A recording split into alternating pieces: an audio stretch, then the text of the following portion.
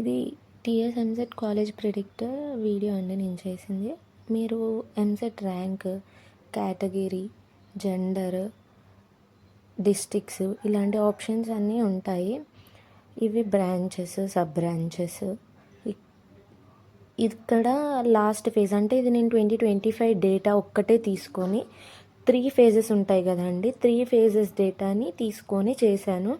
మీకు ఏ ఫేజ్ కావాలో ఆ ఫేజ్ క్లిక్ చేసి ప్రిడిక్ట్ కాలేజెస్ అని నొక్కితే ఆ ప్లేస్లో డిస్ప్లే అవుతాయి. ఫర్ ఎగ్జాంపుల్ నేను ఇక్కడ 8958 ర్యాంక్ తీసుకున్నాను. ఈడబ్ల్యూఎస్ గర్ల్ తీసుకున్నాను. ఏ డిస్టిక్ కావాలంటే యాక్చువల్లీ నాకు బీవీఆర్ఐటి కాలేజ్ కావాలి.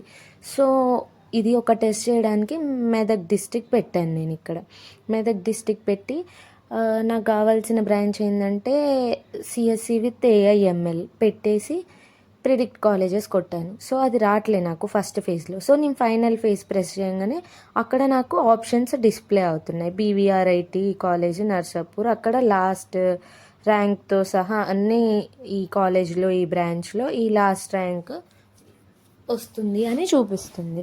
రీసెట్ నొక్కేస్తే మళ్ళీ మీరు ఇంకోటి సెర్చ్ చేసుకోవాలంటే సెర్చ్ చేసుకోవచ్చు.